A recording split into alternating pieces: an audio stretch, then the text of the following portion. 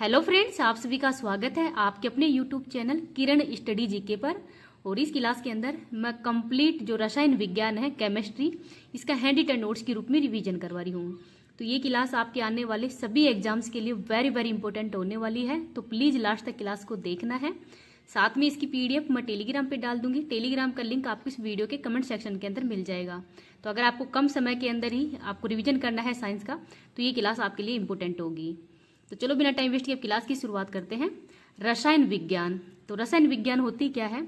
तो विज्ञान की ऐसी शाखा जिसके अंतर्गत ही पदार्थों की रासायनिक संरचना, संगठन व गुण धर्मों का अध्ययन किया जाता है, उसको ही रसायन विज्ञान कहते हैं। अर्थात विज्ञान की ऐसी शाखा है जिसके अंतर्गत रासायनिक जो संरचना होती है, गुण धर्म है या संगठन है, इनका अध्ययन किया जाता है रसायन विज्ञान के अंतर्गत ही। आधुनिक रसायन विज्ञान के जनक कौन है? तो एंटोनी लेवोजियर हैं। ये आधुनिक रसायन विज्ञान के जनक हैं और ये कहाँ के रहने वाले हैं? तो फ्रांस के। और रसायन शास्त्र शब्द की उत्पत्ति है वो मिस्र के शब्द कीमिया से हुई है। तो रसायन शास्त्र शब्द की उत्पत्ति किससे हुई है? तो मिस्र का शब्द है कीमिया। और कीमिया का अर्थ क्या होता है? तो काला रंग। तो काला रंग क्या होता है? कीमिया। तो इसको भी आप याद रख लेना। नेक्स्ट देखते हैं पदार्थ या द्रव्य। तो द्रव तो अलग होता है और द्रव्य है वो पदार्थ को ही कहते हैं द्रव्य, मैटर। तो ब्रह्मांड में उपस्थित वह सब कुछ जो स्थान घेरता है उसको द्रव्यमान, मतलब ब्रह्मांड के अंदर उपस्थित वह सब कुछ जो स्थान घेरता हो और जिसका द्रव्यमान हो वही पदार्थ कहलाता है। जैसे जल, वायु, किताब, पदार्थ, ये सब पदार्थ के अंतर्गत ही आते हैं। सॉरी, पदार्थ के अंतर्गत ही आते हैं जल, वायु, किताब वगैरह। तो ब्रह्मांड के अंदर ऐसी चीज कोई भी ऐसी चीज जिसका कि स्थान घेरती हो और जिसका द्रव्यमान निश्चित हो वही पदार्थ कहलाता है। पदार्थ के गुण देखते हैं। पदार्थ कणों के मध्य रिक्त स्थान होता है, अर्थात पदार्थ के कणों के मध्य रिक्त स्थान होता है। पदार्थ के कण निरंतर गतिशील होते हैं और पदार्थ के कण वो एक दूसरे को आकर्षित भी करते हैं। तो ये सब पदार्थ के गुणधर्म हैं। पदार्थ का वर्गीकरण देखते हैं। दो आधारों पर किया गया है, भौतिक आधार और रासायनिक आधार पर। तो भौतिक आधार पर 3 भागों में डिवाइडेड किया गया है, ठोस, द्रव और गैस के अंदर। जबकि रासायनिक आधार पर 3 भागों में डिवाइडेड किया गया है, तत्व, यौगिक और मिश्र के अंतर्गत है। तो रासायनिक आधार पर 3 भाग में डिवाइड किया गया है, तत्व, यौगिक और मिश्र में। और भौतिक आधार पर भी 3 भागों में डिवाइड किया गया है, ठोस, द्रव और गैस के अंदर। देखते हैं पदार्थ की अवस्थाएं। तो पदार्थ की 5 अवस्थाएं हैं, ठोस अवस्था, द्रव अवस्था, गैसीय अवस्था, प्लाज्मा अवस्था और बोस आइंस्टीन कंडेंसेट। तो ये पदार्थ को 5 अवस्थाओं के अंदर डिवाइडेड किया गया है। अब सबसे पहले देखते हैं ठोस अवस्था क्या होती है। तो इसमें वस्तु का आकार व आयतन निश्चित होता है, संपीड़ित का गुण भी नगण्य होता है, अणुओं के मध्य आकर्षण बल अधिक होता है और अंतर आणविक स्थान इसमें कम होता है ठोसों के अंदर ही। घनत्व भी अधिक होता है, तो घनत्व अधिक होता है, अणुओं के मध्य आकर्षण बल होता है, अंतर आणविक स्थान ये कम घेरती हैं और इनका आकार व जो आयतन हो निश्चित होता है। एग्जाम्पल देखते हैं, लकड़ी, लोहे की छड़, कांच, पत्थर, ये सब ठोस अवस्था के एग्जाम्पल्स हैं। द्रव अवस्था। तो द्रव अवस्था में पदार्थ का आकार अनिश्चित होता है जबकि आयतन निश्चित होता है। तो द्रव अवस्था में पदार्थ का जो आकार होता है वो निश्चित नहीं होता है जबकि आयतन निश्चित होता है। अंतर आणविक स्थान है वो ठोस से ज्यादा होता है और अणुओं के मध्य आकर्षण बल वो कम होता है जबकि ठोसों में अधिक होता है। घनत्व ठोसों से कम होता है। उदाहरण देखते हैं, जल, दूध, तेल, ये सब द्रव अवस्था के एग्जाम्पल्स हैं। आगे देखते हैं गैसीय अवस्था। तो इसमें पदार्थ के आकार और आयतन दोनों ही निश्चित नहीं होते हैं, अंतर आणविक स्थान इसमें अधिक होता है, उच्च संपीड़ितता होती है जबकि ठोसों के अंदर जो संपीड़ितता का गुण है वो कम होता है, मतलब नगण्य होता है। और कणों के मध्य आकर्षण बल है ये नगण्य होता है। एग्जाम्पल देखते हैं, ऑक्सीजन, CO2, ये सब गैसीय अवस्था के एग्जाम्पल्स हैं। घनत्व सबसे ज्यादा किसमें होता है? तो सबसे ज्यादा ठोस में होता है, फिर द्रव में होता है, फिर गैस के अंदर होता है।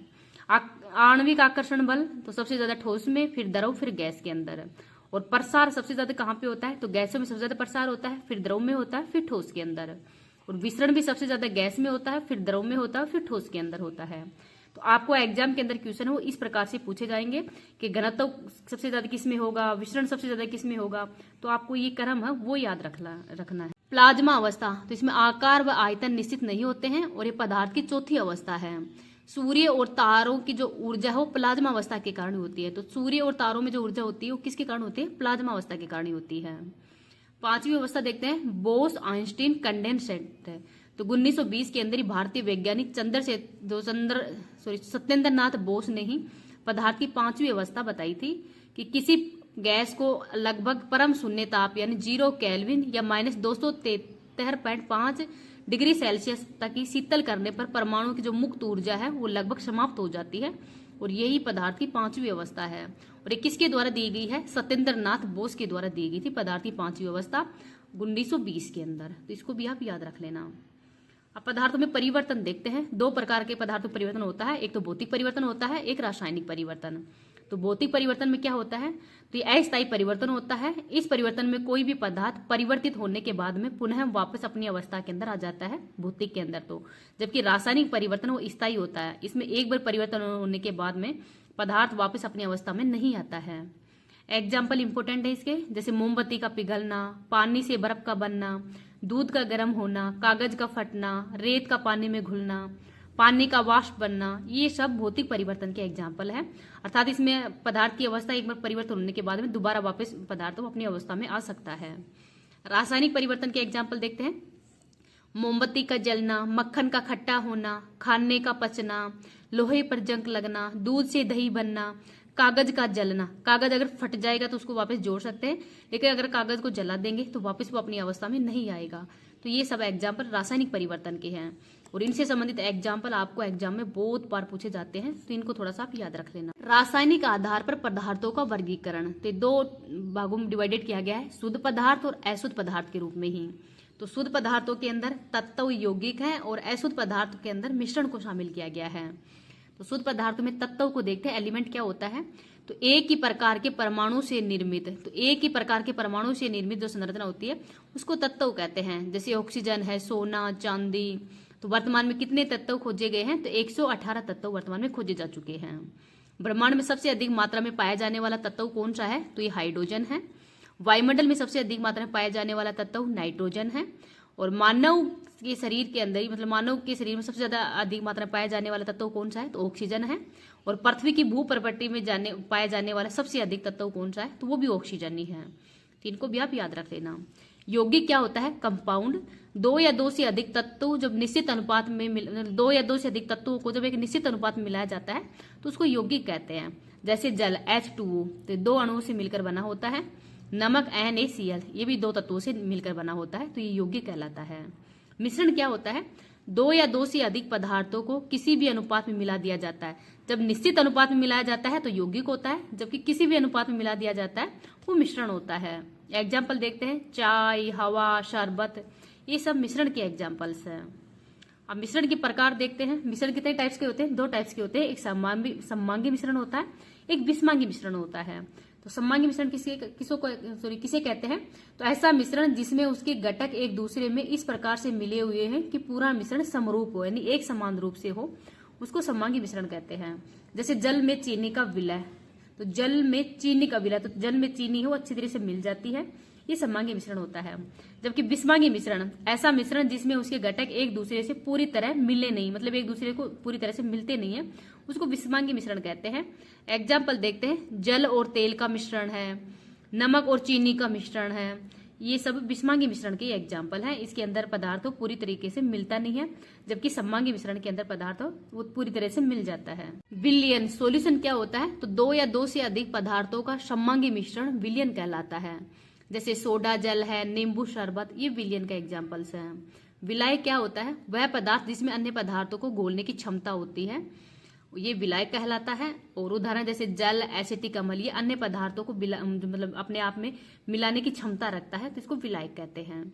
विलय, वे पदार्थ जो विलायक में घुले रहते हैं, तो जो विलायक के अंदर घुले रहते हैं उसको विलय कहते हैं, और ये कम मात्रा में होती है। जैसे नमक, चीनी, तो नमक या चीनी को किसी भी अन्य पदार्थ के अंदर जब मिलाते हैं, जैसे विलायक में मिलाते हैं, तो ये इनमें मिलने की क्षमता वो रहती है, और ये कैसी रहती है? कम मात्रा में। जबकि अधिक विलायक हो अधिक मात्रा में होता है। विलय की मात्रा के आधार पर ही विलयन के प्रकार, तो ये भी 3 टाइप्स के होते हैं। संतृप्त विलयन, असंतृप्त विलयन और अति संतृप्त विलयन। तो संतृप्त विलयन क्या होता है? विलय पदार्थ की मात्रा की आवश्यकता अनुसार ही घुली हो, अर्थात विलय पदार्थ मात्रा के आवश्यकता अनुसार जब घुली हुई हो उसको संतृप्त विलयन कहते हैं। असंतृप्त विलयन, पदार्थ की मात्रा की आवश्यकता से कम घुली हो, अर्थात पदार्थ मात्रा की आवश्यकता से कम घुला हुआ हो, उसको असंतृप्त विलयन कहते हैं। अति संतृप्त विलयन, विलय पदार्थ की मात्रा की आवश्यकता से बहुत अधिक घुली हुई हो, जब बहुत अधिक घुली हुई होगी तो उसको अति संतृप्त कहते हैं, और जब आवश्यकता से कम घुली हुई हो उसको असंतृप्त विलयन कहेंगे। और जब आवश्यकता के अनुसार घुली हुई हो उसको संतृप्त विलयन कहेंगे। विषमांगी विलयन के प्रकार ये दो टाइप्स के होते हैं, एक तो निलंबन होता है, एक कोलाइड होता है। तो निलंबन क्या कहलाता है? ऐसा विषमांगी मिश्रण जिसमें ठोस कण द्रव में परिक्षेपित हो जाता है, अर्थात ठोस कण है वो द्रव के अंदर ही घुल जाता है, उसको निलंबन कहते हैं। जैसे पानी में मिट्टी का मिश्रण, तो पानी में मिट्टी का मिश्रण ये निलंबन का एग्जाम्पल्स हैं। कोलाइड ऐसा विषमांगी मिश्रण जिसमें कण विलय के सदृश समान रूप से ही पूरे विलयन में फैले हुए हों। तो ऐसा विषमांगी मिश्रण जिसमें कण है विलय के समान ही, मतलब सदृश उसके जैसे ही समान रूप से पूरे विलयन में फैले हुए हों, उसको कोलाइड कहते हैं। जैसे दूध, क्रीम, ये सब कोलाइड के एग्जाम्पल्स ही हैं। कोलाइड के प्रकार देख लेते हैं। कोलाइड के प्रकार हैं पायस द्रव द्रव अवस्था, तो दूध है वो पायस का ही एग्जाम्पल है। जेल ठोस और द्रव का है, जैसे पनीर, मक्खन, ये सब जेल के अंतर्गत आते हैं। एरोसेल गैस और द्रव, तो कोहरा और बादल किसके कारण बनते हैं? एरोसेल के कारण ही बनते हैं। और ये क्या है? फ्रोम द्रव और गैस, तो सेविंग जो क्रीम है वो किसका एग्जाम्पल है? तो द्रव और गैस, इन दोनों के मतलब ये विषमांगी है, अलग अलग है। गैस द्रव मिल रहा है इसमें द्रव और गैस मिल रहा है, इसमें द्रव द्रव है और इसमें ठोस और द्रव है। तो ये सब कोलाइड के प्रकार ही है। इनके एग्जाम्पल आपसे पूछ सकते हैं। पायस का एग्जाम्पल क्या है? दूध है। जेल का क्या है? पनीर, मक्खन है। एरोसेल का कोहरा और बादल किसके कारण बनते हैं? एरोसेल के कारण। सेविंग क्रीम किस पे आधारित है? फ्रोम यानी द्रव और गैस पे आधारित है। देखते हैं गैसीय नियम। तो आदर्श गैस का समीकरण PB = nRT।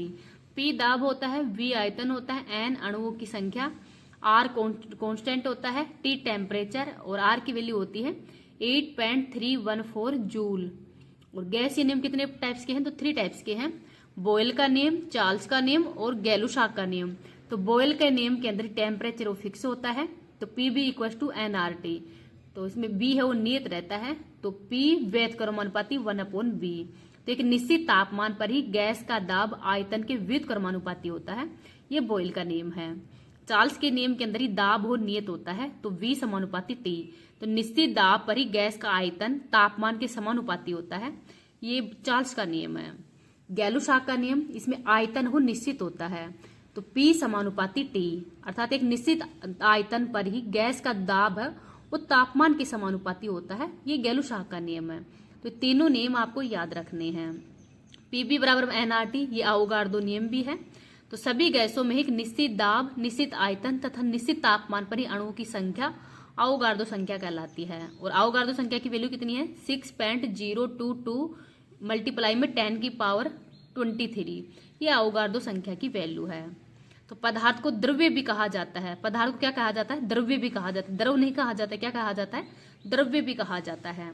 तो ये गैस के जो तीनों नियम हैं ये आपको अच्छे से याद रखना है। इसमें बॉयल के नियम में क्या नियत होता है, चार्ल्स के नियम में क्या होता है, गैलुसाक के नियम में क्या निश्चित होता है, इस प्रकार के क्वेश्चन वो आपसे पूछे जा सकते हैं। देखते हैं इंपॉर्टेंट टॉपिक अब परमाणु। एटम क्या होता है? तो परमाणु पदार्थ की वह सूक्ष्मतम इकाई है जो कि अविभाज्य है, अर्थात ये विभाजित नहीं होता है, ये परमाणु कहलाता है। परमाणु सिद्धांत डाल्टन के द्वारा दिया गया है। परमाणु पदार्थ की सूक्ष्मतम इकाई है और परमाणु क्या होता है? अविभाज्य है। परमाणु न तो सर्जित होता है और न ही नष्ट होता है। तो ये इसके गुण हैं, इनको भी आप याद रख लेना। अब जो परमाणु के कौन नियम दिए गए हैं उनको देखते हैं। प्लम पुडिंग सिद्धांत तो किसके द्वारा दिया गया था? तो जे थॉमसन के द्वारा दिया गया है 1891 के अंदर ही। तो परमाणु है एक तरबूज के समान ही है जिसमें लगभग धनावेश भरा होता है तथा तरबूज के बीज हैं वो ऋणावेश को इंगित करते हैं। तो ये देखो ये परमाणु है और ये परमाणु इसके अंदर भरे हुए हैं, तरबूज के जो समान है ये है, और इसमें क्या है? लगभग ये धनावेश होता है इसके अंदर ही। तो इलेक्ट्रॉन की खोज किसके द्वारा की गई है? जे थॉमसन के द्वारा। स्वर्ण पत्थर मॉडल तो ये रदरफोर्ड ने दिया था। तो इसमें स्वर्ण की ही 100 नैनोमीटर मोटी परत पर ही जिंक सल्फाइड का लेप करके अल्फा कणों की बौछार करवाई जाती है, और ये बौछार करवाने के बाद में जो नियम परिणाम हो सामने आए हैं। जब अल्फा कण परमाणु के मध्य भाग के समीप से गुजरता है तो विक्षेपित हो जाती है, तदर्थात इसमें यह सिद्ध होता है कि परमाणु के मध्य भाग में धनावेश होता है और समान आवेश में सदैव क्या होता है? प्रतिकर्षण होता है, जबकि असमान आवेश में क्या होता है? आकर्षण होता है। अधिकांश अल्फा किरणें सीधे बिना विचलित हुए ही निकल जाती हैं। इससे यह भी सिद्ध होता है कि परमाणु का अधिकांश भाग वो कैसा होता है? खाली होता है। कुछ किरणें मध्य भाग से ही टकराकर वापस भी आ जाती है, जिससे यह भी सिद्ध होता है कि परमाणु के मध्य भाग के अंदर क्या होता है? द्रव्यमान होता है। तो ये सिद्धांत कौन सा था? स्वर्ण पत्र मॉडल, जो कि रदरफोर्ड के द्वारा दिया गया है। तो उसके ये परिणाम है, तो इनको थोड़ा सा आप अच्छे से देख लेना। मैं पीडीएफ भी आपके पास सेंड कर दूंगी, तो आप उससे भी इसको अच्छे से पढ़ लेना। नाभिक की खोज रदरफोर्ड के द्वारा की गई है और नाभिक पे क्या होता है? हमेशा धनावेश होता है। सिद्धांत की कमी क्या रही है? तो इसमें इलेक्ट्रॉन है वो नाभिक के चारों ओर एक निश्चित कक्षा के अंदर चक्कर लगाते हैं। तो रदरफोर्ड का ये नियम यह समझाने में नहीं रहा है कि इलेक्ट्रॉन किस कक्षा में चक्कर लगाएंगे, तो यह नियम ये नहीं समझा पाया। तो इसको थोड़ा सा आप याद रख लेना। अगला मॉडल देखते हैं, नील्स बोर का मॉडल। तो इलेक्ट्रॉन है वो नाभिक के चारों ओर निश्चित वर्ताकार पथ में चक्कर लगाते हैं, जिसे कोश या कक्षा कहते हैं। तो ये जो रदरफोर्ड है वो तो नहीं बता पाया था, लेकिन जो नील्स बोर है वो बता पाया कि इलेक्ट्रॉन है वो एक वर्ताकार कक्षा के अंदर चक्कर लगाते हैं, जिसको कोश या फिर कक्षा कहते हैं। यदि आकर्षण बल और अपकेंद्रीय बल दोनों समान हो तो इलेक्ट्रॉन एक निश्चित कक्षा के अंदर चक्कर लगाते हैं, जिसको कोश या फिर कक्षा कहते हैं। जैसे के, एल, एम, एन। तो के में सर्वाधिक आकर्षण बल होता है और एन के अंदर न्यूनतम आकर्षण बल होता है।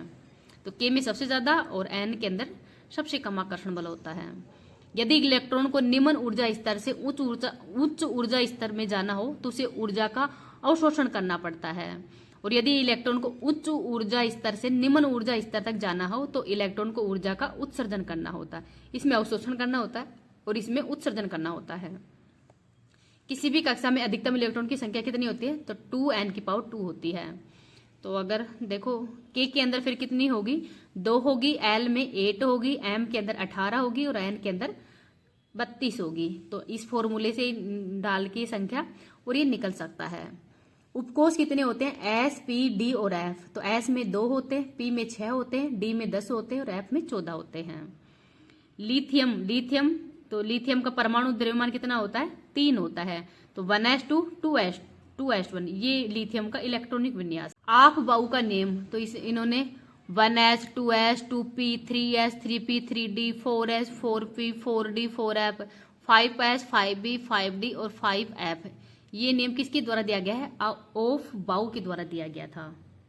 तो इन्होंने बताया कि सबसे पहले 1s भरा जाता है, फिर 2s, फिर 2p, फिर 3s, फिर 3p, फिर 3d, फिर 4s, फिर 4p, फिर 4d, फिर 4f, फिर 5s, फिर 5p, फिर 5d, फिर 5f भरा जाता है। इस प्रकार से तो ये नियम दिया गया था ऑफ बाउ के द्वारा। तो इसमें ऐसे काटा जाता है इन सभी को।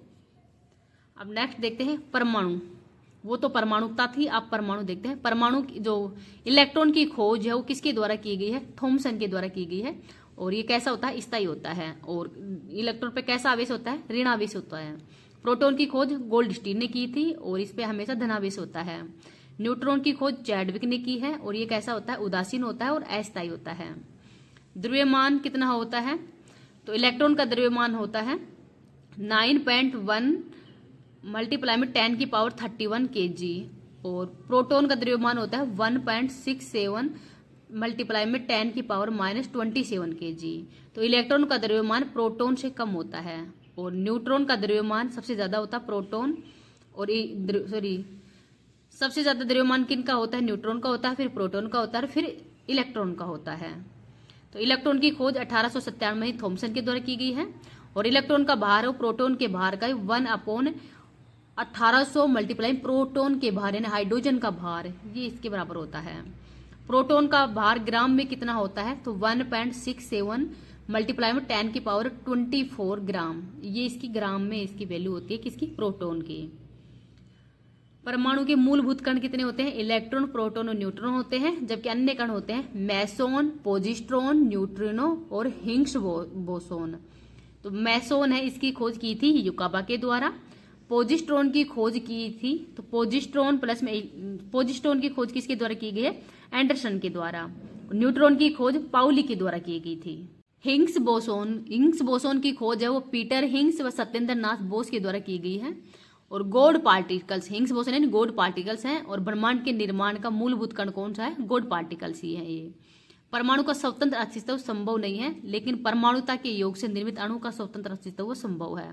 एग्जाम्पल O2, N2, इनका जो स्वतंत्र अस्तित्व है वो मतलब वैसे ऑक्सीजन ऐसे संभव नहीं है। O2, N2 इनका स्वतंत्र अस्तित्व वो संभव है। अपवाद देखते हैं। आवर्त सारणी के अंदर वर्ग नंबर 18 अक्रिय गैस होते हैं, इनको नोबल गैस या आदर्श गैस भी कहते हैं।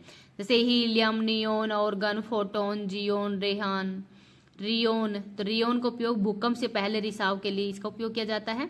गुब्बारों व वायुयान के जो टायर है इसमें हीलियम गैस भरी जाती है। बल्ब और ट्यूबलाइट के अंदर नियोन लगा होता है। परमाणुकता देखते हैं। किसी अणु में परमाणुओं की संख्या परमाणुकता कहलाती है। ऑक्सीजन में कितनी होती है? 2, नाइट्रोजन में 2, और सल्फर के अंदर 8, ऑक्सीजन के अंदर ओजोन के अंदर 3 होती है। सामान्यतः गैस की परमाणुकता 2 होती है, लेकिन ग्रुप 18 की अक्रिय गैसों की परमाणुकता है वो 1 होती है। जैसे हीलियम, नियोन, आर्गन, क्रिप्टोन, इन सब की परमाणुकता कितनी होती है? तो 1 होती है। इनको थोड़ा सा आवर्त सारणी के अंदर 1 से लेकर 20 तक के तत्व देखते हैं। हाइड्रोजन, इसकी परमाणुकता कितनी होती है? 1 होती है। हीलियम की 4 होती है, लिथियम की 7, बेरिलियम की 9 होती है, बोरोन की 11, कार्बन की 12, नाइट्रोजन की 14, ऑक्सीजन की 16, फ्लोरीन की 19, नियोन की 20 होती है। सोडियम की 23, मैग्नीशियम की 24, एल्यूमिनियम की 27, सिलिकॉन की 28, फास्फोरस की 31, सल्फर की 32, क्लोरीन की 35.5, आर्गन की 40, पोटेशियम की 39 और कैल्शियम की 40 होती है। अब देखते हैं समस्थानिक, संभारिक और समन्यूट्रॉनिक क्या होता है। तो समस्थानिक के अंदर ही जो परमाणु क्रमांक वो समान होते हैं। तो 3 टाइप्स के होते हैं समस्थानिक, प्रोटियम, ड्यूटीरियम और ट्रिटियम। तो 1H1 प्रोटियम होता है, 1H2 ड्यूटीरियम और 1H3 ट्रिटियम होता है। संभारिक में परमाणु भार है वो समान होता है, और समन्यूट्रॉनिक के अंदर ही न्यूट्रॉन की संख्या वो समान होती है।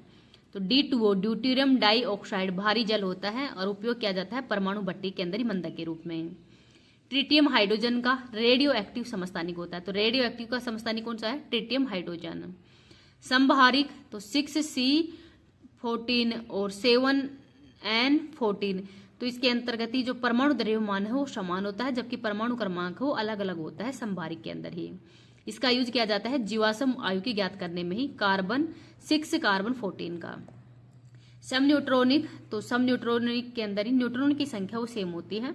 तो 6C14, 8 ऑक्सीजन 16, ये सब समन्यूट्रॉनिक के एग्जाम्पल्स हैं। द्रव्यमान संरक्षण का नियम। तो द्रव्यमान संरक्षण के नियम के अनुसार ही द्रव्यमान का न तो सर्जन होता है और ना ही विनाश होता है।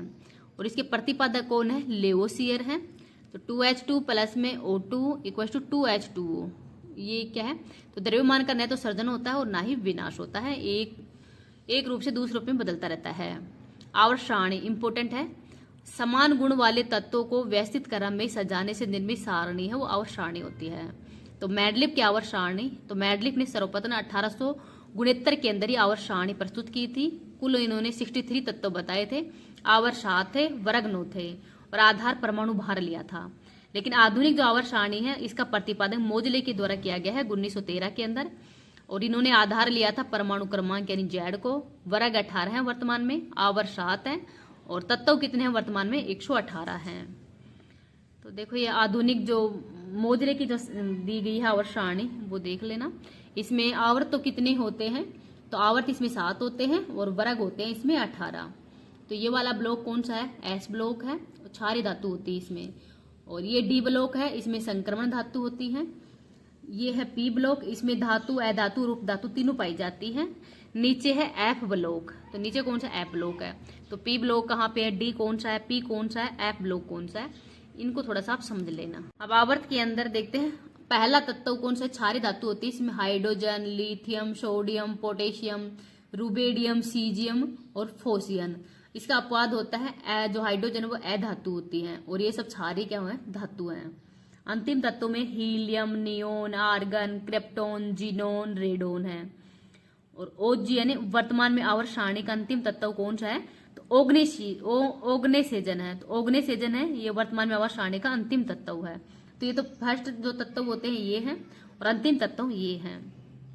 इलेक्ट्रॉनिक विन्यास, तो हाइड्रोजन का इलेक्ट्रॉनिक विन्यास 1 होता है और लिथियम में 3 इसका परमाणु द्रव्यमान होता है, तो 2, 1।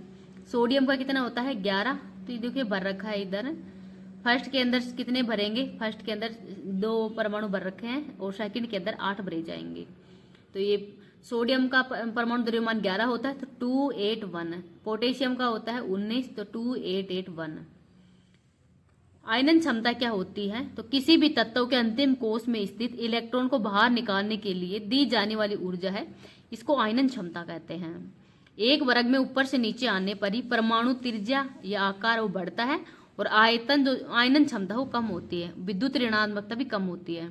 तो एक वर्ग में जब ऊपर से नीचे की ओर आने पर परमाणु त्रिज्या का आकार है वो तो बढ़ता है, जबकि आयनन क्षमता वो कम होती है और विद्युत ऋणात्मकता है ये भी कम होती है।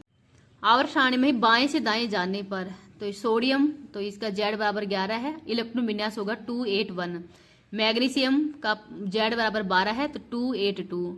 एल्यूमिनियम का Z बराबर 13 है तो 283। तो प्रोटॉन की संख्या बढ़ती है, आकर्षण बल भी अधिक होता है, तो विद्युत ऋणात्मकता भी अधिक होती है। अंतिम कक्षा में इलेक्ट्रॉन को बाहर निकालने के लिए दी जाने वाली ऊर्जा की मात्रा अधिक होगी, इसको आयनन क्षमता भी कहते हैं। लेफ्ट से राइट जाने पर प्रोटॉन की संख्या अधिक होगी, आकर्षण बल भी अधिक होगा, परमाणु का आकार कम होगा, आयनन क्षमता अधिक होगी, विद्युत ऋणात्मकता भी अधिक होगी और इलेक्ट्रॉन बंधुता भी अधिक होगी। जबकि टॉप से बॉटम की ओर जाने पर कोश की संख्या अधिक होगी, परमाणु का आकार अधिक होगा, आयनन क्षमता हो कम होगी, विद्युत ऋणात्मकता भी कम होगी और इलेक्ट्रॉन बंधुता है ये भी कम होगी। तो इनको थोड़ा सा याद रखना। परमाणु त्रिज्या क्या होती है? तो परमाणु त्रिज्या वैध क्रमानुपाती आयनन क्षमता एंड विद्युत ऋणात्मकता और इलेक्ट्रॉन बंधुता की। तो परमाणु त्रिज्या है या आयनन क्षमता, विद्युत ऋणात्मकता और इलेक्ट्रॉन बंधुता है, इसकी वैध क्रमानुपाती होती है। तत्व देखते हैं। आधुनिक आवर्त सारणी के अंदर कुल 118 तत्व हैं। तो कितने तत्व होते हैं? 118, जिसमें 94 तो प्राकृतिक है और 24 वैज्ञानिक द्वारा संश्लेषित है। तो आधुनिक जो आवर्त सारणी के अंदर टोटल जो 118 तत्व हैं, जिसमें 94 तो प्राकृतिक है और 24 वैज्ञानिकों द्वारा संश्लेषित है। एस ब्लॉक के अंदर ही ग्रुप फर्स्ट के अंदर कौन कौन से तत्व पाए जाते हैं? तो इसमें क्षारीय धातु होती है जो कि नरम होती है। अपवाद इसका हाइड्रोजन इसका अपवाद है, जैसे लिथियम सबसे हल्की धातु है। सोडियम तो कैरोसिन या मिट्टी के तेल में डुबोकर इसको रखते हैं। पोटेशियम, रुबेडियम, सीजियम और फ्रांसियम ये सब जो ग्रुप फर्स्ट के एस ब्लॉक जो ग्रुप फर्स्ट है उसके तत्व हैं। ग्रुप सेकंड ये क्षारीय मृदा धातु, तो इसमें क्षारीय मृदा धातु। ग्रुप सेकंड में बेरिलियम, मैग्नीशियम, कैल्शियम, ट्रांसियम, बेरियम और रेडियम, तो बेरिलियम और रेडियम होता है। ग्रुप फर्स्ट के अंदर lithium, sodium, potassium, rubidium, caesium और फ्रांसियम होते हैं। संयोजकता तो इलेक्ट्रॉन के भारीतम कोश के अंदर ही कितने इलेक्ट्रॉन होते हैं? तो 2 या 8 हो सकते हैं। तो लिथियम के अंदर कितने होंगे? Z बराबर में 3 होते हैं, तो 1s1 1s2 सॉरी 2 और 1, तो इसमें 1 है वो एग्जिटेन बाहर निकल जाएगा।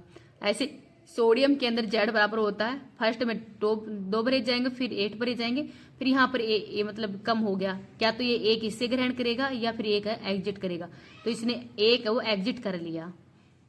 ऐसे Mg बराबर में Z बराबर में कितना होता है? 12 होता है।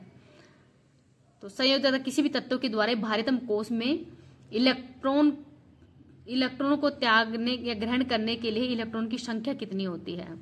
तो इलेक्ट्रॉन कितने ग्रहण करते हैं और इलेक्ट्रॉन त्यागते कितने हैं, यही संख्या है, इसकी संयोजकता होती है।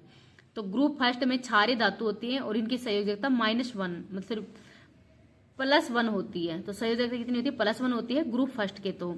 और ग्रुप सेकेंड ये क्षारीय मृदा धातु होती है और इसकी संयोजकता है वो +2 होती है। तो ग्रुप सेकंड के जो तत्व होते हैं उनकी संयोजकता होती है +2, जबकि ग्रुप फर्स्ट के तत्वों की संयोजकता +1 होती है। डी ब्लॉक तो डी ब्लॉक के अंदर ही ग्रुप 13 से लेकर 12 तक की जो संक्रमण धातु है वो होती है।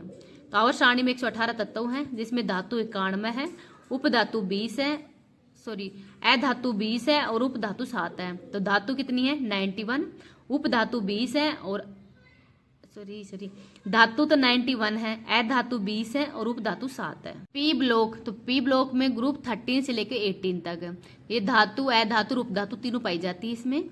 तो केवल उप धातु है ये पी ब्लॉक के अंदर होती है। सिलिकॉन ये अर्धचालक होता है। सिलिकॉन, जर्मेनियम, आर्सेनिक, एंटीमनी, टेलीरियम और पोलोनियम ये सब पी ब्लॉक के तत्व हैं। ग्रुप 18 तो शून्य गैस या अक्रिय गैस या नोबल गैस भी कहते हैं इनको। तो helium, neon, argon, krypton, xenon, radon इन सब की संयोजकता भी कितनी होती है? तो 0 होती है। तो जीनोन है ये अजनबी गैस भी कहते हैं। रेडोन भूकंप में रिसाव के लिए, हीलियम गैस गोताखोर करते हैं और नियोन बल्ब के अंदर किया जाता है। ग्रुप नंबर 17 हैलोजन तत्व, तो फ्लोरीन तत्व परिवार है वो ग्रुप नंबर 17 में पाया जाता है। फ्लोरीन, क्लोरीन, ब्रोमीन, आयोडीन, एम्स्टीन और इन सबकी संयोजकता कितनी होती है? -1 होती है। तो इनके देखो लास्ट के अंदर -1 यानी एक तत्व ये ग्रहण करते हैं, इसमें लास्ट में कितना 7, तो इसको अगर 8 हो जाएगा तो ये अपना अष्टक का वो पूरा कर लेंगे, वरना इनको 7 त्यागना पड़ेगा या एक जो तत्व वो ग्रहण करने पड़ेगा। तो इन्होंने एक ग्रहण किया है, इसलिए -1 इनकी संयोजकता होती है। विद्युत ऋणात्मकता क्या होती है? तो इलेक्ट्रॉन की खींचने की क्षमता। तो ग्रुप 17 हैलोजन ग्रुप, विद्युत ऋणात्मकता आवर्त सारणी में सर्वाधिक हैलोजन ग्रुप में ऊपर से नीचे आने पर विद्युत ऋणात्मकता वो कम होती है, तो फ्लोरीन की विद्युत ऋणात्मकता वो सबसे ज्यादा होती है। इंपॉर्टेंट फैक्ट, ब्रोमीन ऐसी धातु है जो कि कमरे के तापमान पर ही द्रव अवस्था के अंदर पाई जाती है। सिल्वर आयोडाइड का उपयोग कृत्रिम वर्षा में करते हैं और पानी को शुद्ध करने के लिए क्लोरीन का उपयोग करते हैं। तो पानी को शुद्ध करने के लिए किसका उपयोग करते हैं? क्लोरीन का। ग्रुप नंबर 16 ऑक्सीजन ग्रुप या चैल्कोजन ग्रुप, इसको चैल्कोजन ग्रुप भी कहते हैं। तो ऑक्सीजन, सल्फर, सेलेनियम, टेलीरियम, फ्लोनियम, ये सब ग्रुप नंबर 16 के अंदर शामिल है। इनकी संयोजकता होती है -2। तो Z बराबर में 8 ऑक्सीजन के अंदर, तो 2 6 या तो ये 2 इलेक्ट्रॉन ग्रहण करेंगे या फिर 6 इलेक्ट्रॉन त्यागेंगे। तो ये 2 इलेक्ट्रॉन ग्रहण कर लेंगे तो इनका अष्टक को पूरा हो जाएगा, यहाँ पर 8 हो जाएगा। तो इस वजह से इनकी संयोजकता है वो -2 होती है। चैल्कोजन परिवार धातु के साथ मिलकर ही ऑक्साइड का निर्माण भी करते हैं, जो सदैव क्षारीय होते हैं। अधातु ऑक्साइड सदैव कैसे होते हैं? अम्लीय होते हैं। ग्रुप नंबर 15 नाइट्रोजन फैमिली या निकोजन ग्रुप, तो इसमें nitrogen, phosphorus, arsenic, antimony, bismuth और इन सबकी संयोजकता कितनी होती है? -3 होती है। तो नाइट्रोजन Z बराबर कितना होता है? 7, तो 2 और 5 ये इसका इलेक्ट्रॉन विन्यास भरेंगे। तो इसके भारतीयम कक्षा अष्टक के अंदर ही 5 इलेक्ट्रॉन है, क्या तो इसको 5 त्यागने पड़ेंगे या फिर इसको 3 ग्रहण करने पड़ेंगे, तो यहाँ पर 8 बन जाएंगे। तो इन्होंने 3 ग्रहण किए हैं, इस वजह से इसकी संयोजकता वो -3 हो जाती है। ग्रुप नंबर 14 कार्बन फैमिली, तो carbon, silicon, germanium, tin, land, तो ये सब ग्रुप नंबर 14 के अंतर्गत ही शामिल है और इसकी संयोजकता +-4 होती है। तो कार्बन Z बराबर 6 होता है, तो 2 या 4, या तो यह 4 है वो ग्रहण करे या फिर ये 4 हो एग्जिट करे। तो इसमें इस वजह से इसकी संयोजकता कितनी होती है? +-4 होती है। सिलिकॉन क्या होता है? तो अर्धचालक होता है। नेक्स्ट है ग्रुप नंबर 13 बोरोन ग्रुप, तो boron, aluminium, gallium, indium, thallium और संयोजकता। तो जो कार्बन बोरोन है इनकी जो संयोजकता वो कितनी होती है? तो +3 होती है। तो बोरोन Z बराबर कितना होता है? 5, तो 2 और 3 ये जो क्या तो ये 3 है वो क्या करेंगे? त्याग देंगे। तो इस वजह से इनका अष्टक को पूरा हो जाएगा। इंपॉर्टेंट फैक्ट देखते हैं। सबसे हल्का तत्व हाइड्रोजन है, सबसे हल्की धातु लिथियम, सबसे भारी धातु ओस्मियम है, भविष्य का ईंधन हाइड्रोजन को कहते हैं। कमरे के तापमान पर ही द्रव अवस्था में मिलने वाली धातु कौन सी है? तो मरकरी है। रबड़ के वल्कनीकरण में सल्फर का यूज किया जाता है। क्विक सिल्वर मरकरी है। विद्युत का सर्वश्रेष्ठ सुचालक चांदी होती है और सर्वाधिक आघात वर्तनिया ये सोना होता है। सिक्कों का निर्माण ग्रुप नंबर 11 डी ब्लॉक, तो इसमें कॉपर, चांदी और सोना ये इसमें शामिल होते हैं। कैरोसिन या मिट्टी के तेल में ही डुबोकर रखी जाने वाली धातु कौन सी होती है? तो सोडियम है। इंसुलिन में मिलने वाली धातु कौन सी होती है? जिंक होती है। हीमोग्लोबिन में मिलने वाली धातु लोहा होता है। विटामिन B12 के अंदर कोबाल्ट धातु होती है। परमाणु भट्टी में उपयोग होने वाला ईंधन कौन सा है? तो यूरेनियम है। यूरेनियम 92 यूरेनियम 235 संवर्धित यूरेनियम होता है। केरल की मोनोजाइट मृदा में कौन सा तत्व पाया जाता है? तो थोरियम। और हड्डियों के लिए कैल्शियम अच्छा रहता है। पराहरित या क्लोरोफिल मैग्नीशियम Mg के कारण ये अपना भोजन बना पाते हैं। पहला सक्रिय रेडियो सक्रिय तत्व कौन सा है? तो रेडियम है और इसकी खोज मैडम क्यूरी के द्वारा की गई है। डोबेनियर का त्रिक नियम 1817 के अंदर आया था। परमाणु भार, तो परमाणु भार बराबर में X+ में Z, परमाणु भार अपोन में 2, ये इसका फॉर्मूला है। मध्य वाले तत्वों का परमाणु भार शेष 2 तत्वों के परमाणु भार के औसत के लगभग बराबर होता है।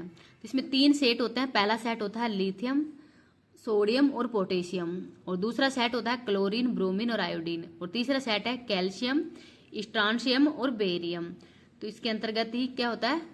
जो मध्यम वाले तत्वों का परमाणु भार शेष दो तत्वों हैं उनके परमाणु भार के औसत के लगभग बराबर होता है।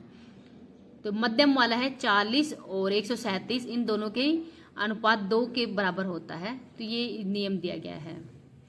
न्यूलैंड का अष्टक नियम, तो सा रे गा मा पा दा नी सा, तो संगीत के स्वर में थर्ड स्वर रिपीट होता है। उसी प्रकार आवर्त सारणी में भी 8 तत्वों में गुण फर्स्ट तत्वों के समान ही होते हैं।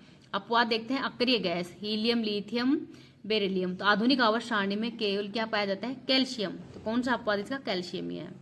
उत्कर्ष धातु सोना, चांदी, प्लेटिनम, इनमें अभिक्रिया नहीं होती है और संक्षारण भी नहीं होता है। एक्वारेजिया हाइड्रोक्लोरिक अम्ल और नाइट्रिक अम्ल। तो हाइड्रोक्लोरिक अम्ल का फॉर्मूला क्या है? HCl और नाइट्रिक अम्ल का है HNO3। तो ये कितने अनुपात में पाए जाते हैं? तो 3:1 के अनुपात में ही पाए जाते हैं। नेक्स्ट टॉपिक है अम्ल और क्षार। तो पीएच स्केल है, इसकी खोज सोरेन सर के द्वारा की गई है। अम्लीयता 0 से लेकर 7 तक अम्लीयता प्रबल अम्ल होते हैं, 7 पे उदासीन होता है। और क्षारीयता सबसे ज्यादा कहाँ पे है? प्रबल क्षार कहाँ पे है? 14 तक। और रक्त का पीएच मान कितना होता है? तो 7.4 होता है। अम्ल यानी एसिड, पीएच मान कितना होता है इसका? 7 से कम होता है। स्वाद में खट्टे होते हैं और जल में घुलने पर ये H+ आयन देते हैं। अम्ल है वो लाल लिटमस पत्थर को नीला कर देता है। लिटमस पत्थर लाइकेन से प्राप्त होता है। तो लिटमस पत्थर किससे प्राप्त होता है? तो लाइकेन से प्राप्त होता है। कवक और शैवाल का जो सहजीवन है वो लाइकेन कहलाता है। तो इनको भी आप याद रख लेना। दुर्बल अम्ल क्या होता है? तो जल में घुलने पर ही कम H+ आयन देते हैं, उनको दुर्बल अम्ल कहते हैं। जबकि जो H+ आयन ज्यादा देते हैं उसको प्रबल अम्ल कहते हैं। एग्जाम्पल देखते हैं, खाद्य अम्ल, खाद्य पदार्थ यानी अम्ल, कार्बोनिक अम्ल, प्राकृतिक अम्ल। तो ये देख लो, ब्यूटारिक अम्ल किस में पाया जाता है? मक्खन में। मौलिक अम्ल सेब में। ऑक्जेलिक अम्ल टमाटर में। लैक्टिक अम्ल दही में पाया जाता है। टार्टरिक अम्ल इमली में। सिट्रिक अम्ल नींबू में। एसिटिक अम्ल सिरका में। और फॉर्मिक अम्ल है लाल चींटी के अंदर पाया जाता है। और मेथोनिक अम्ल है, तो फॉर्मिक अम्ल और मेथोनिक अम्ल ये दोनों लाल चींटी के अंदर पाए जाते हैं। आंवला के अंदर तो एस्कोर्बिक अम्ल है, ये आंवला में पाया जाता है। तो आपको क्वेश्चन यहीं से पूछा जाएगा कि ब्यूटारिक अम्ल हो किस में पाया जाता है? तो मक्खन में। मौलिक अम्ल सेव के अंदर पाया जाता है। प्रबल अम्ल देखते हैं, HCl हाइड्रोक्लिक अम्ल, इसका पीएच मान 1.5 होता है। अमाशय के अंदर ही प्रोटीन के पाचन में सहायक होता है। H2SO4 सल्फ्यूरिक अम्ल, तो अम्लों का राजा होता है। थोत्ते का तेल, इसको क्या कहते हैं? थोत्ते का तेल भी। सामान्यतः घरों में बाथरूम साफ करने के लिए इसका उपयोग किया जाता है तेजाब के रूप में। शीशा संचायक सेल के अंदर ही इलेक्ट्रोनाइट के रूप में, जो इन्वर्टर की बैटरी है उसके अंदर भी इसका उपयोग किया जाता है संचारण में। HNO3 नाइट्रिक अम्ल विस्फोटक के रूप में किया जाता है। और शीशे का विनाश करने के लिए भी नाइट्रिक अम्ल का यूज किया जाता है। सल्फ्यूरिक अम्ल तथा नाइट्रिक अम्ल युक्त वर्षा अम्लीय वर्षा कहलाती है, जिसका पीएच मान 5 से 5.5 होता है। यह अम्लीय वर्षा इमारतों को नुकसान पहुंचाती है और इस कारण इमारतों को कुष्ठ रोग भी कहते हैं इसको। ताजमहल के रंग में परिवर्तन का कारण भी कौन सा है? अम्लीय वर्षा ही है। और ये किसके कारण होती है?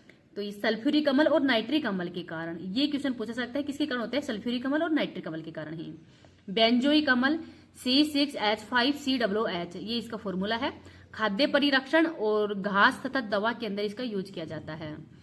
बोरिक अम्ल का यूज टेल्कम पाउडर या आई ड्रॉप है, वो उसका एग्जाम्पल कौन? आई ड्रॉप किसका एग्जाम्पल है? तो बोरिक अम्ल का एग्जाम्पल। देखते हैं क्षार, तो ये स्वाद में कड़वे होते हैं, जल में घुलनशील होते हैं। तो जल में घुलने पर ये OH- आयन देते हैं। होरेनियस के अनुसार अम्ल जल में H+ आयन भी देते हैं। और वही क्षार कौन से आयन देते हैं? OH- आयन देते हैं। क्षार लिटमस पत्थर को जो क्षार है वो लाल लिटमस पत्थर को कैसे कर देते हैं? नीला कर देते हैं। अब क्षार के एग्जाम्पल देखते हैं, MgOH का whole twice, magnesium hydroxide, antacid भी कहते हैं। और पेट की अम्लता को दूर करने के लिए इसका उपयोग किया जाता है। मिल्क ऑफ मैग्नीशियम कहते हैं। CaOH का whole twice, calcium hydroxide.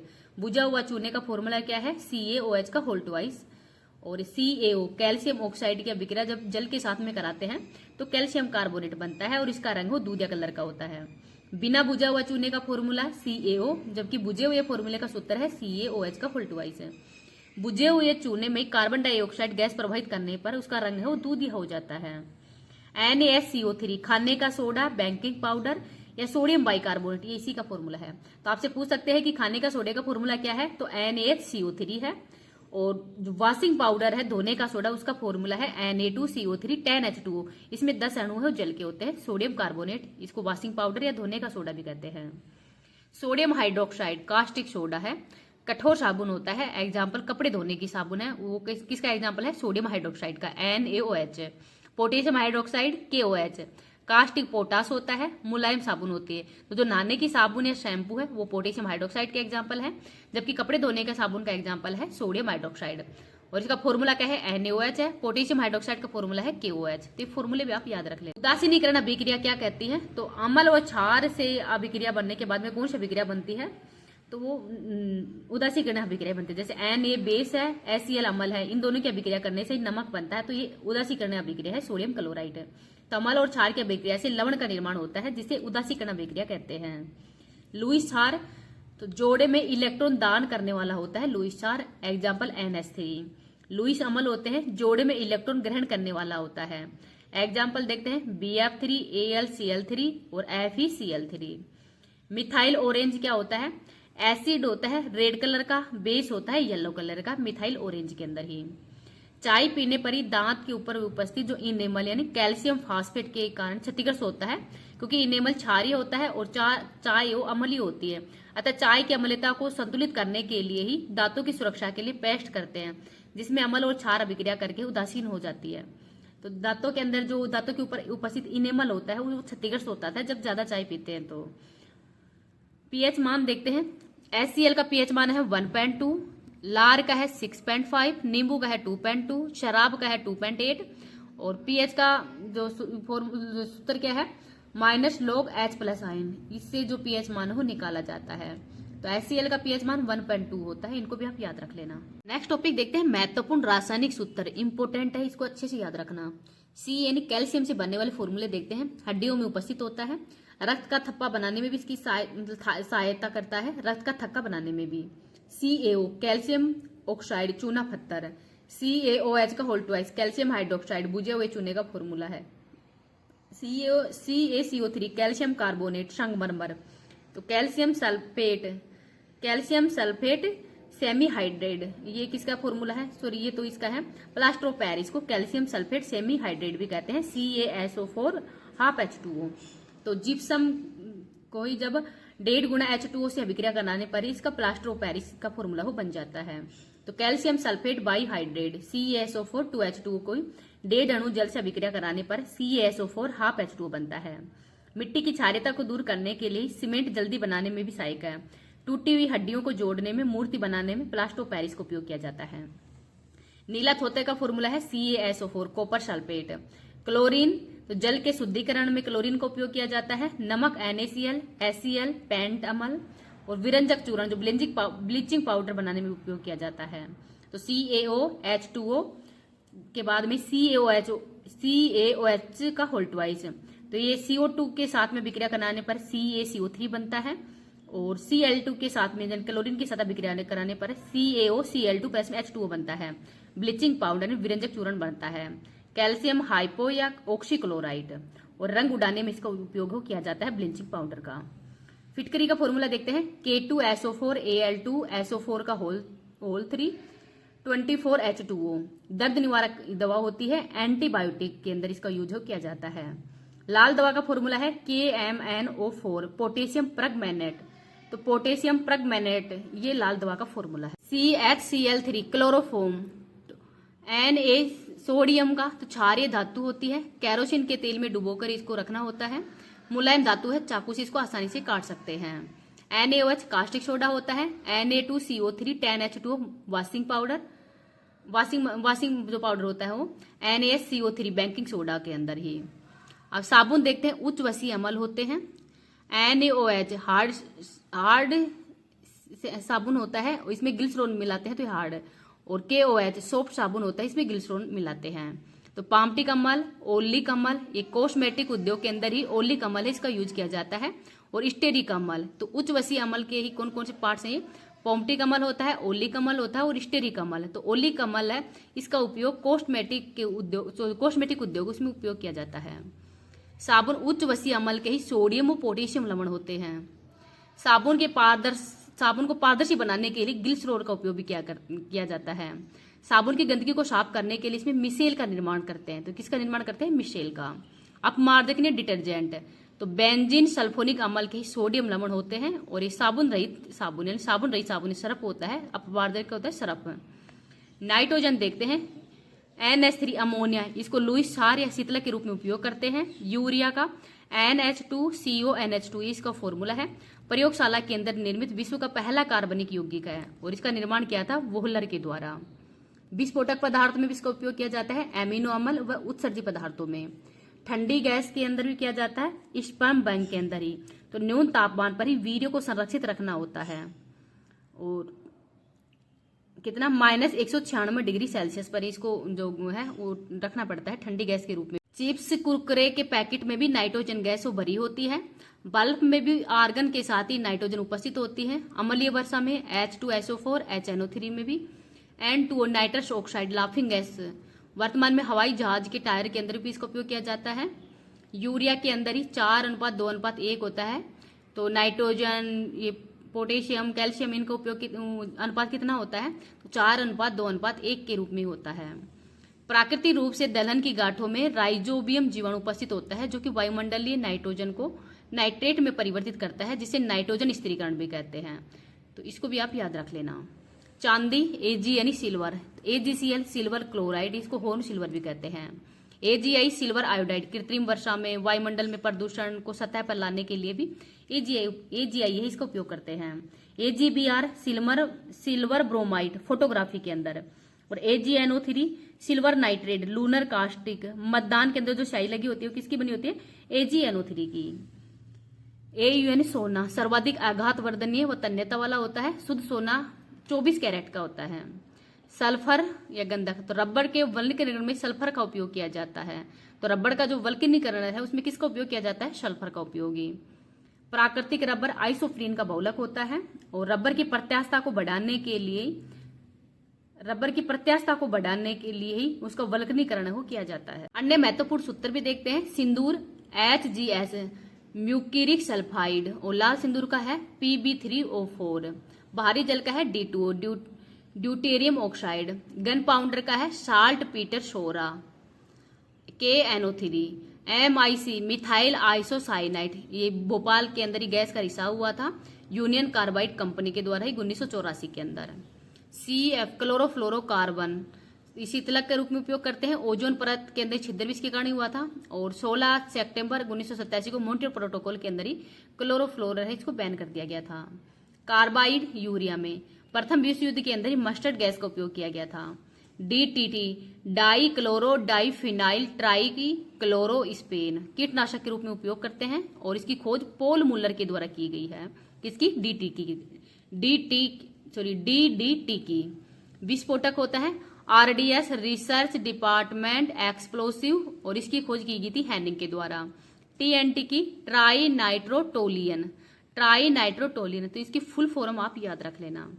CO carbon monoxide, दम गोटू गैस या मीठी नींद भी कहते हैं। और बंद कमरे में जब अंगूठी जलाकर ही सोने पर ही कमरे के अंदर ऑक्सीजन है वो कम हो जाती है, जिससे दम घुटने से व्यक्ति की मृत्यु भी हो सकती है। इसलिए कमरे के अंदर कभी भी अंगूठी जलाकर नहीं सोना चाहिए। COH2 वाटर गैस, और CO+ में N2 प्रोड्यूसर गैस होती है। Chloroform CHCl3 try chloromethane.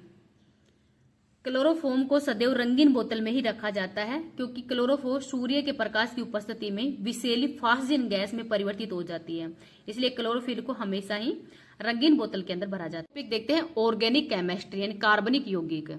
तो इसमें कार्बन परमाणु क्रमांक 6 होता है, इलेक्ट्रॉनिक विन्यास होता है 2,4, इसका इलेक्ट्रॉनिक विन्यास यानी 1s2। संयोजकता होती है +-4। अधातु होती है ग्रुप नंबर 14 के अंदर होता है। विशेषता बहुत लंबी श्रृंखला होती है। ये संजीव प्लांट और एनिमल दोनों में पाया जाता है। और जीवाश्म की आयु ज्ञात करने के लिए कार्बन डेटिंग यानी कार्बन 14 का उपयोग भी जीवाश्म की आयु ज्ञात करने के लिए किया जाता है। जीवाश्म का अध्ययन पेलियोटोलॉजी कहलाता है। जीवाश्म रहित चट्टान की आयु यूरेनियम से ज्ञात करते हैं। हाइड्रोकार्बन, तो एक खुली श्रृंखला और बंद श्रृंखला दो भागों में डिवाइडेड होती है, एलिफेटिक और एरामेटिक के रूप में ही। तो जो एलिफेटिक है ये वापिस से दो भागों में डिवाइडेड है, संतृप्त और असंतृप्त। संतृप्त होता है कार्बन कार्बन के मध्य सिंगल बॉन्ड यानी एल्केन, और असंतृप्त में होता है कार्बन कार्बन के मध्य डबल बॉन्ड में एल्किन, ट्रिपल बॉन्ड के अंदर एल्काइन, ये 2 टाइप्स की होती है। कार्बन की गिनती देख, कार्बन फर्स्ट हो तो उसको मेथ कहते हैं, 2 को एथ कहते हैं, 3 को प्रोप और 4th को ब्यूट, 5 को पेंट कहते हैं, 6 को हेक्स, 7 को हेप्ट, 8 को ओक्ट कहते हैं, 9 को नॉन कहते हैं और 10 को डेक कहते हैं। एल्केन, तो एल्केन में कार्बन कार्बन के मध्य ही सिंगल बॉन्ड होता है तथा हमेशा हाइड्रोजन की संख्या कार्बन की संख्या की कितनी पाई जाती है?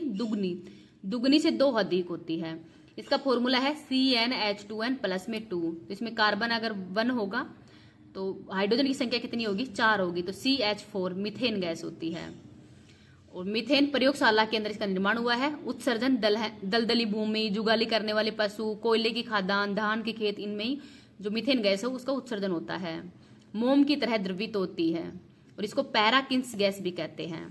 LPG द्रवित पेट्रोलियम गैस, चूल्हे और सिलेंडर के अंदर कौन सी गैस भरी जाती है? LPG gas. और इसमें मुख्य अवयव कौन सा होता है? प्रोपेन और ब्यूटेन। ज्वलनशील तथा भारी गैस होती है, मूलतः गंध रहित होती है और इसके रिसाव का पता लगाने के लिए इसमें एथिल मर्केप्टेन मिलाया जाता है। तो एथिल मर्केप्टेन के कारण ही जो LPG है उससे गंध आती है। CNG संपीड़ित प्राकृतिक गैस, इसका उपयोग व्हीकल के अंदर किया जाता है, हल्की व प्रदूषण रहित होती है और इसमें मुख्य अवयव किसका होता है? मीथेन होता है इसमें मुख्य अवयव, जबकि LPG के अंदर ही प्रोपेन और ब्यूटेन होता है। तो यही आपसे क्वेश्चन पूछा जाएगा, अवयव कौन से होते हैं इनके अंदर मुख्य रूप से। एल्किन के अंदर कार्बन कार्बन के मध्य ही डबल बॉन्ड होता है, फॉर्मूला है CnH2n। तो हाइड्रोजन की संख्या कार्बन की संख्या की दुगनी होती है इसके अंदर ही। अगर कार्बन की संख्या 2 है तो हाइड्रोजन की संख्या कितनी आ जाएगी? 4 हो जाएगी। इसमें देखते हैं एल्काइन, कार्बन कार्बन के मध्य ट्रिपल बॉन्ड, फॉर्मूला है CnH2n माइनस में 2। तो हाइड्रोजन की संख्या कार्बन के दुगने से 2 कम होती है इसमें। अगर कार्बन की संख्या 2 है तो हाइड्रोजन की संख्या भी कितनी हो जाएगी? 2 ही होगी, C2H2। कार्बन की संख्या 3 है तो C3H4, ये प्रोपाइन बन जाता है। कार्बन संख्या 4 होने पर C4H6 ब्यूटाइनिन बन जाता है। तो इस फॉर्मूले से ही ये जो संख्या वो निकाली जा सकती है। पाई बॉन्ड और सिग्मा बॉन्ड ये किन में बनता है? तो अगर कार्बन कार्बन के मध्य सिंगल बॉन्ड होगा तो वहां पे एक सिग्मा बॉन्ड होगा। कार्बन कार्बन के मध्य डबल बॉन्ड होगा तो वहां पे एक सिग्मा और एक पाई होगा।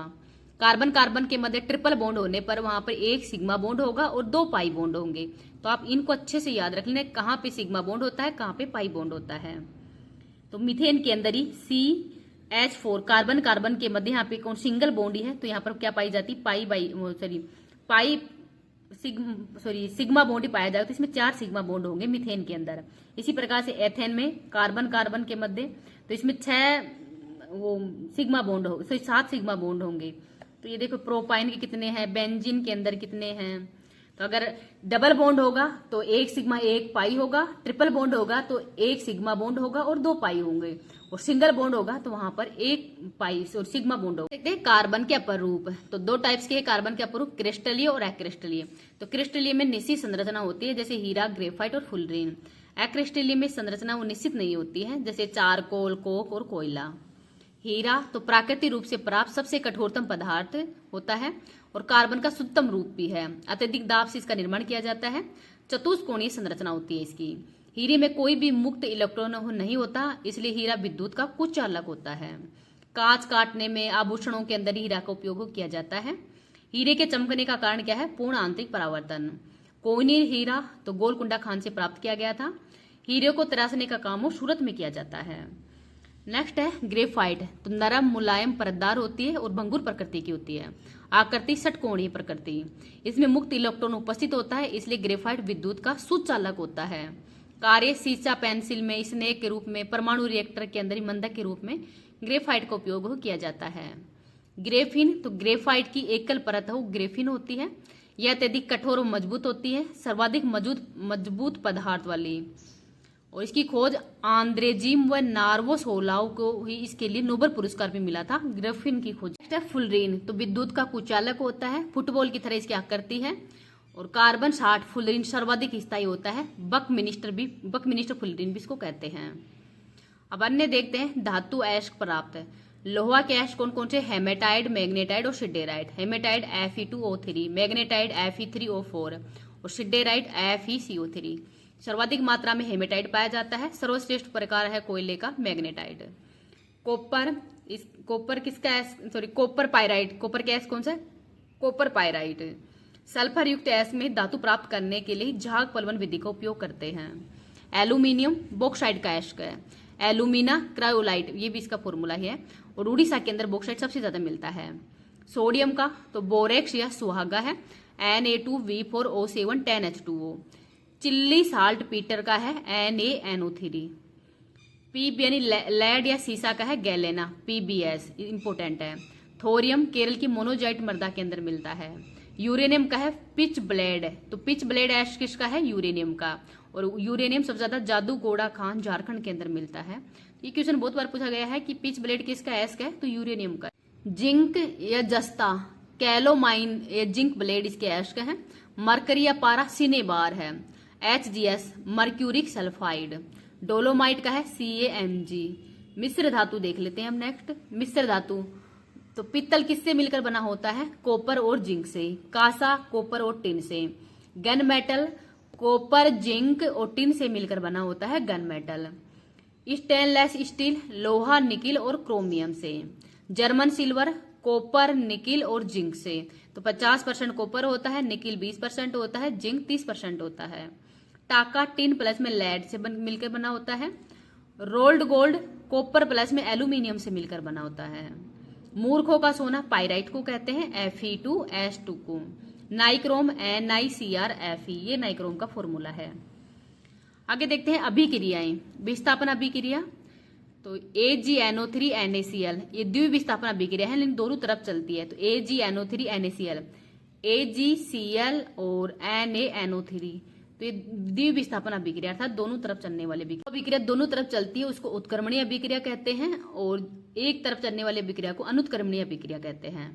तो N2 प्लस में 3H2O 2NH3 बन जाता है लोहे की उपस्थिति। उत्प्रेरक का कार्य इसमें कौन करता है? लोहा करता है। और प्रकाश संश्लेषण प्रक्रिया किस प्रकार की अभिक्रिया है? तो उत्क्रमणीय अभिक्रिया है, सॉरी अनुत्क्रमणीय अभिक्रिया है।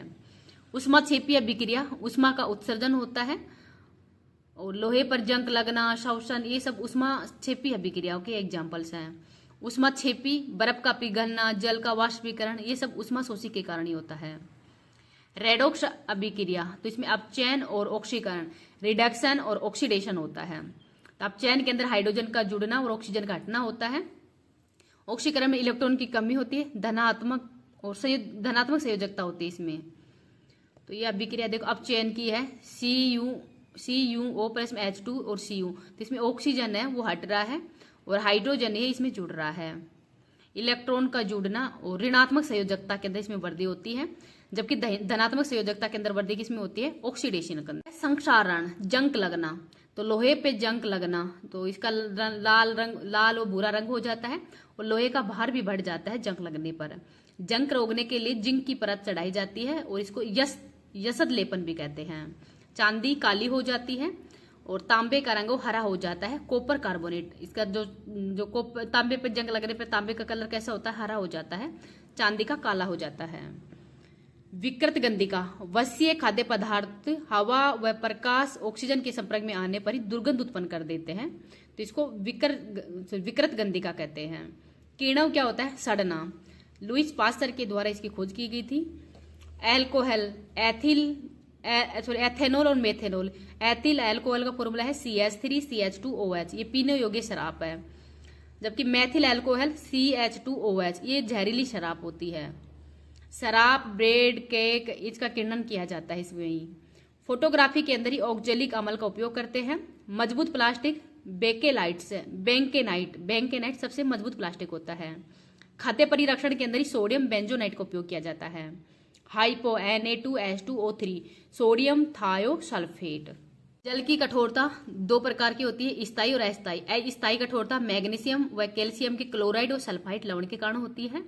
अस्थायी होती है मैग्नीशियम और कैल्शियम के कार्बोनेट के कारण जल की अस्थायी कठोरता होती है। स्टार्च का पता लगाने के लिए आयोडीन का परिरक्षण करते हैं। OH हाइड्रोक्सिलिक ग्रुप होता है, CHO एल्डिहाइड ग्रुप और COOH कार्बोक्सिलिक ग्रुप होता है। एसीटोन का उपयोग नेल पॉलिश को रिमूव करने के लिए, नेल पॉलिश हटाने के लिए किसका उपयोग करते हैं? तो एसीटोन का उपयोग करते हैं। H2SO4 के अंदर ही हाइड्रोजन 2.5% है, ऑक्सीजन है 58.5%, सल्फर है 39%, तो ये पॉइंट भी मतलब इन परसेंटेज के अंदर भी ये क्वेश्चन पूछा जा चुका है, तो इनको भी आप याद रख लेना। देखते हैं मिश्रण को अलग करने की विधियां। तो ठोस को ठोस से किस प्रकार से अलग कर सकते हैं? चुनना, यानी जब ठोस पदार्थ का आकार बड़ा व आकृति भिन्न भिन्न होने के कारण ही साथ साथ आंखों से दिखाई दे सकती हैं। तो चुनना, अगर किसी भी ठोस पदार्थ के अंदर, जैसे गेहूं के अंदर ही जो छोटे छोटे पत्थर वगैरह गिर जाते हैं, तो उनको किस विधि से अपन अलग करते हैं? तो चुनना विधि से ही। फटकना क्या होता है? अनाज से भूसा बाहर निकालना, ये फटकना होता है। छानना, इस मिश्रण के अंदर एक ठोस का आकार छोटा जबकि दूसरे का आकार बड़ा हो और इसे जाली द्वारा पृथक किया जाता है, जो कि बोरिक ठोस कण होते हैं और वो जाली द्वारा छन के नीचे गिर जाते हैं, तो छानना विधि के द्वारा इसको पृथक किया जाता है। चुंबकीय पृथक्करण, लोहा युक्त खनिजों का निष्कर्षण किसके द्वारा किया जाता है? चुंबकीय पृथक्करण विधि के द्वारा ही। अब ठोस से द्रव को अलग किस प्रकार से किया जाता है? वाष्पीकरण, चीनी और पानी का घोल का मिश्रण, नमक व पानी का मिश्रण, ये सब वाष्पीकरण के द्वारा ही अलग हो सकते हैं। नेक्स्ट है अकार्बनिक ठोस मिश्रण को अलग करने के लिए चीनी और नमक मिश्रण को इथाइल अल्कोहल में 348 केल्विन ताप पर गर्म कर इस विधि से ही इसको अलग किया जाता है। किसके द्वारा? रवाकरण क्रिस्टलाइजेशन विधि के द्वारा इनको अलग किया जाता है। द्रव द्रव पृथक्करण, आसवन विधि इंपोर्टेंट है। दो द्रवों के क्वथनांक में अधिक अंतर होता है। जल और एसीटोन का मिश्रण, जल और अल्कोहल का मिश्रण, इन सबको आसवन विधि के द्वारा अलग किया जाता है। प्रभाजी आसवन, दो द्रव्य मिश्रणों का क्वथनांक में बहुत कम अंतर होता है, तो उसको प्रभाजी आसवन विधि के द्वारा अलग किया जाता है। पेट्रोलियम पदार्थों का पृथक्करण प्रभाजी आसवन विधि के द्वारा किया जाता है। नेक्स्ट है पृथक्करण की तेल और जल को। अब केंद्रीय विधि, दूध से क्रीम, मक्खन लगना, कपड़े धोने की मशीन, प्रयोगशाला में रक्त और मूत्र की जांच, ये सब आप केंद्रीय विधि के द्वारा किया जाता है। उद्रवपातन, ऐसे पदार्थ जिन्हें गर्म करके ही सीधे द्रव अवस्था में आए बिना ही गैस अवस्था के अंदर ठंडा करके द्रव अवस्था आए बिना ही ठोस अवस्था के अंदर बदला जाता है। मतलब सीधे ही द्रव अवस्था से, ऐसा जिन्हें गर्म करते सीधे द्रव अवस्था से अवस्था में आए, मतलब गैस से सीधे ही जो ठोस के अंदर आ जाते हैं, उनको उद्रवपातन विधि के द्वारा अलग करते हैं। जैसे कपूर, आयोडीन, अमोनियम क्लोराइड, इन सभी को उद्रवपातन विधि के द्वारा ही इनका जो पृथक्करण किया जाता है। तो इन सबको भी आप थोड़ा सा याद रख लेना।